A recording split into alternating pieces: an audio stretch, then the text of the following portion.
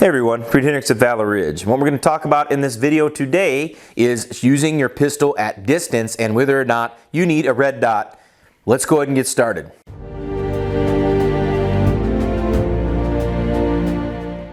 So folks, first and foremost, I appreciate you being here, and I'd really like it if you would subscribe to my channel so that you can get your notifications. Those of you already subscribed, make sure you hit all notifications. That way when we release a video, you're able to get them. All I'd ask, if you guys are going to be here and watch my stuff, please do subscribe. It means the world to us. Want good information to get out there. For those of you guys who have been here from the beginning, thank you for continuing to tune in. And I also come on out to class. I've seen a lot of you guys that we've met over the years. So in this video, what we're going to do is we're going to talk about the pistol. Now, first and foremost, guys, you probably figured out if you've watched any of my stuff over a while, or you've heard me talk about certain things, you probably figured out that I'm a huge proponent of hard work. I'm a huge proponent of technique, a huge proponent of going out and practicing the things that are life-saving. You know, there's really this whole trend, and it's been, growing over the last 4, 5, 6 years that I've seen, where people will tell you that you can take shortcuts in order to become proficient with firearms, whether that's buying an optic or whether that's buying a certain piece of gear or whether that's, just watching videos or whatever. Insert placebo here. Right? So I'm a huge proponent of working hard. I'm a huge proponent of going out and doing repetitions. I'm a huge proponent of doing your dry fire and a huge proponent of actually incorporating all this stuff into a coherent system that you can use under stress. Now, when it comes to anything else, nothing worthwhile is ever easy. And pistol shooting, of all the different types of firearms, pistol shooting is by far the hardest type of firearm to learn how to shoot well. G.F. Cooper used to say that somebody asked him, how long does it take to get good at shooting a pistol? And his reply was, well, it takes about the same amount of time and effort as it does to practice your guitar, and then you can get paid to play guitar. And if you are a musician or know anything like that, you know that's a good amount of work. So pistol shooting has traditionally been the hardest type of shooting. It's traditionally been the hardest firearm to shoot well. And with that said, recently, I shouldn't even say recently, this stuff's been around for 20 years. People have put red dots on their pistol. I'm going to do a completely separate video about my honest thoughts about red dots on pistols. I will do that here within the next couple of weeks. That's not what this video is about. This video is exclusively about shooting pistols at distance and whether or not we need red dots. Now, I know you guys out there will probably say, well, it does make things easier. I'm going to prove to you that it doesn't. I'm going to prove to you that you can go out and work hard and do these things without giving up a whole heck of a lot. Now, you may want to stick around because we are going to go out to the range and I'm going to show you all this stuff. I'm going to show you guys all of these claims that people will make about red dots at distance, and I'm going to be able to perform the exact same or even better tasks with the irons. I'm going to use this pistol right here, this iron-sighted Glock 19 that I've been using for about the last decade or so. Now, when it comes to the role of the pistol, let's discuss that. The role of the pistol isn't something that we're going to typically push out into that 50, 100, 150 yard roll. You guys out there want to turn pistols into rifles, and then you want to turn rifles into pistols. It's kind of this weird discombobulated thing. And so it takes anchoring in understanding of the principles of weapon craft, that would be pistols and rifles, to really calibrate people and understand, you know what? The role of the pistol was never designed to be this gun that we're going to go push it out as far as we can or make these unrealistic shots and do all this stuff and make sure we do it really fast. Now, the role of the pistol is an immediate defensive weapon. That's what it is. Now, I know there's guys out there that sell classes by saying the pistol's an offensive weapon. Well, if that was the case, we'd be issuing our military pistols as primary weapons. We'd be issuing SWAT teams pistols as primary weapons. That's not the role of the pistol. The role of the pistol is an immediate defensive use weapon, specifically to be designed to be used at much closer ranges than what people are out there practicing. If we can look at crime, we can look at shootings, we can look at data, we can look at backgrounds, we can look at all kinds of videos that we want to, realizing that criminals have to get close to you to want to hurt you. There are those rare cases, that we may want to extend our distance with the pistol, and I'm going to show you out on the range that we can do that, and we can do that with fundamentals, good technique, good marksmanship.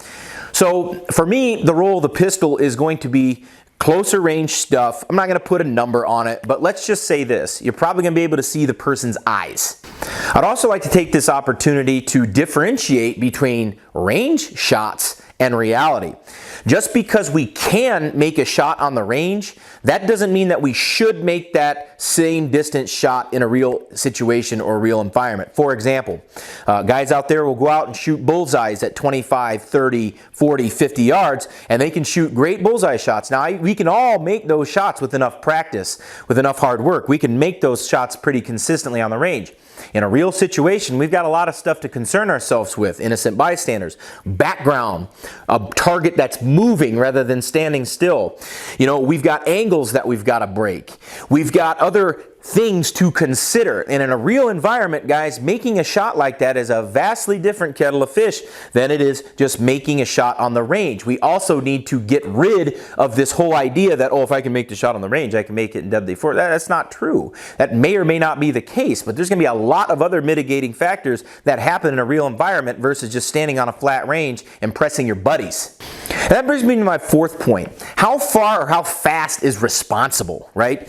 Because if we're on a range and I can make a shot, you know, as you guys will see, I'm going to go out and shoot this pistol at a pretty far distance on a very, very small target. I'm going to can it for you, and I'm going to shoot it, and I'm going to show you exactly what we can do. But how far, how fast is responsible in a real environment? You know, when we're looking at speed, when we're looking at how drills and how fast we should be able to shoot, I would like you to understand that we need to be able to differentiate between mechanical speed and requisite speed. Those things are not one and the same. Mechanical speed is how fast can I mechanically get my gun out of the holster or present the pistol or break a shot and then multiply that multiple times, 2 shots, 3 shots, 4 shots. Mechanical speed is one thing. Mechanical speed on a paper target or a steel target is one thing. Requisite speed against a real attacker or attackers is an entirely different parallel. It's an entirely different thing. The speed that's required of you in a real environment is not one and the same. It is not a pre-scripted thing. It is not a canned, choreographed thing. The situation is unique. Each single gunfight is unique, and we have to take that into consideration. So if we always default to shooting at a certain speed, we always default to certain split times, we always default to other conditions like that on a flat range, and then try to apply that in a completely unscripted organic environment, you will find yourself in a catastrophic situation. So I always practice for requisite speed rather than mechanical speed. And what this really boils down to is can versus should. Just because I can make a shot may not mean that I should make that exact same shot in a real environment. And there's a huge difference. So when we talk about firearms training and when we talk about marksmanship, there's a lot more to firearms training than just marksmanship, than just shooting, than just raw speed. There's a lot of things that go into that. We have to have rock solid technique. We have to have good tactics. We have to have a good mental framework when it comes to being mentally prepared for breaking that shot on another human being. And so when we want to teach this stuff, I want to show you that just because you can do something, that doesn't mean that you should. Do not conflate ability on a flat range with ability under combat shooting. It is not one and the same thing. It's not even the same game. It's not even in the same ballpark. It's not even in the same universe. So I want to go out and illustrate to you a couple of different things once we get on the flat range. Some things that I'm going to show you is accuracy. Accuracy is dependent entirely upon your technique. That means a good fighting stance, good presentation, good fundamentals, good sight picture, all that stuff that we have to do. And so the first thing I'm going to do, once I change my shirt, it's hot and humid out there, so I'm going to wear my ragtag one with as many holes in it as possible for you. When we go out to the range, we're going to show you guys 50 yards, and I'm going to shoot a nice steel headshot plate, and you guys are going to see that, and I'm going to get different camera angles for you. I'm going to show me shooting, I'm going to show the target, and you guys are going to see the kind of accuracy that you can get with boring old iron sights out there, and you guys are going to see that this is more than capable of making headshots at 50 yards, so we really want to understand that we don't need a special piece of gear to be able to shoot 50 yards. People have been shooting 50 yards for a very, very, very long time before all this electronic technology came out. And so the first thing I'm going to do is I'm going to go out and I'm going to show you guys 50-yard shots, just marksmanship based.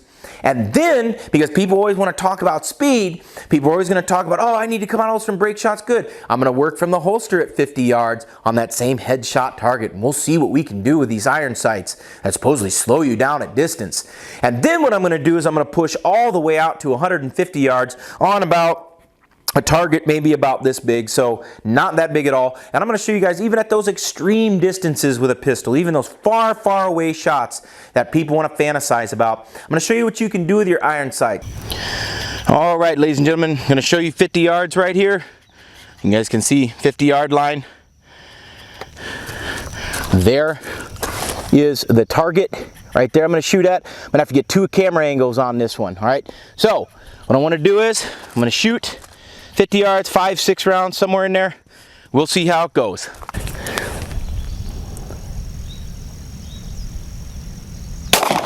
Good hit right there. Saw it right on the upper right part of the plate. Another good hit. You can probably hear the steel thwacking when I break these shots. You can hear it hitting 50 yards away because my mic's pretty good. Another good shot. I think that was left, a little bit left on the plate. I know you heard that one ping. Maybe another one slightly left, maybe bottom right edge, I can't tell.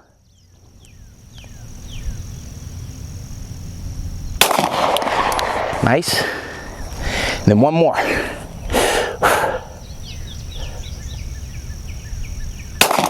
Beautiful shot. All right, guys, here we are, 50 yards. You guys can see 50-yard line. There we are.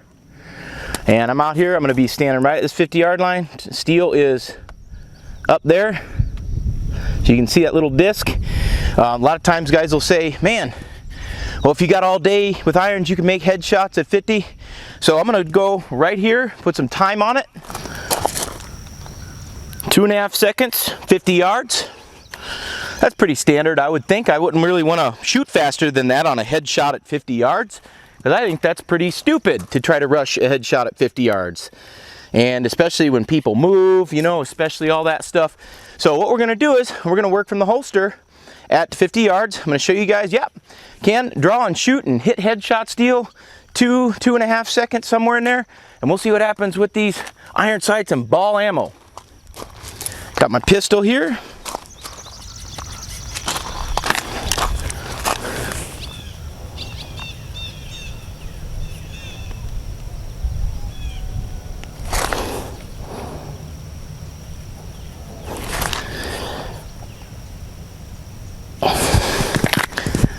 All right, guys, so this is from the holster. We will go from here and get a good shot right into that steel.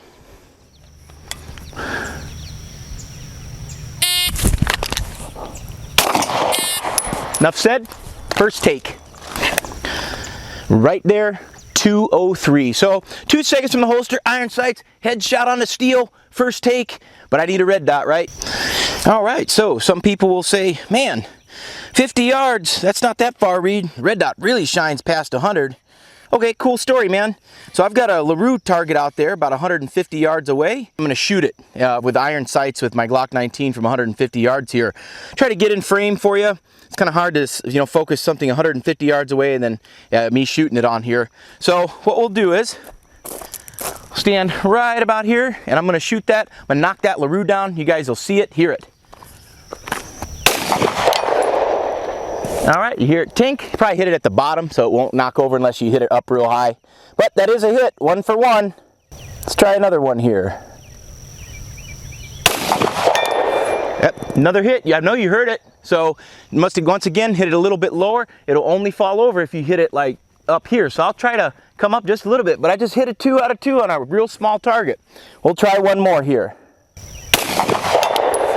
Once again, 3 out of 3, guys. 3 hits out of 3 on a steel target 150 yards away. So we'll try it again.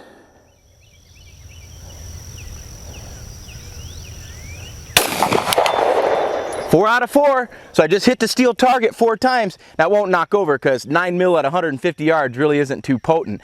But I think you get the point. You know, you can't fake shooting at 150 yards, hearing the steel ring like that. You just can't fake that. So once again, iron sights, 150 yards. Let's go take a look at our target. Well, here's the target, guys, and just like I said, low, as you can see. So 1, 2, believe it or not, that is a couple, or it hit this. But nonetheless, 150 yards, iron sights, 4 out of 4 hits on a silhouette. If I hit it low, it won't knock over. If I hit it high, it would come over. But nonetheless, that's 150 yards with iron sights, guys. I don't know what else I can do to prove you that you're in good hands with irons, even up close and especially at distance. One thing that you'll notice about firearms is that it's very cyclical. What's popular in one year becomes nothing the next, and then we have to wait another 5-6 year cycle, and then it becomes in vogue again, and then, oh, nope, can't do that, and then we're gonna wait another 5 years, and it's other stuff. So having been involved with firearms training in one capacity or the other for 25 years, I'm out here to tell you guys this, that you're going to see patterns and you're going to see things. I've never been one to tell people what they want to hear. I'll tell you what you need to hear, and then you can decide for yourself whether that's valid or not. But here is what I will tell you. I know all the winds are blowing, all the momentum's going one way, and it's up to responsible firearms trainers, responsible people to say, you know what? Let's pump the brakes on this and actually break it down. Let's actually see what is going to be able to work for people, and then let's find the gaps in the wire of what people get excited about. So I like to think about responsible firearms people as more like the Senate, whereas the people with a little bit less experience, they get excited about things. They're more like the House. So we need to cool them down and understand perspective. Well, guys, you saw from the range, a lot of that stuff people say you need isn't based on anything other than just some arbitrary thing. I can't do anything more for you to prove to you what you can do with simple equipment, hard work, fundamentals, and everything else that people will tell you. You just put something on your gun and just go off to the races. No. Doesn't work that way. Everybody's always going after that next new little widget or whatnot. But the problem is that we still have to have good technique. We still need to have good fundamentals. And you know what? The thing is, guys, there's never going to be a substitution for hard work. There's never going to be a substitution for going back to those fundamentals. There's never going to be a substitution for going back to basics. And when you listen to stuff, consider your sources, right? Consider your sources, and then ask yourself the following questions. Are you willing to bet your life on more pieces of equipment that can fail? And really stay tuned, because in a little bit, in a little while, I'm going to do a video about my thoughts on red dots. I just wanted to show you the whole distance claim. I just wanted to show you these distance arguments, and I wanted to show you out there, don't be lazy. Don't be a buyer. Don't be a consumer. Be a producer. This is Reid Henrichs with Valor, reminding you the lessons that we learn are written on the tombstones of others. We'll see you on the ridge.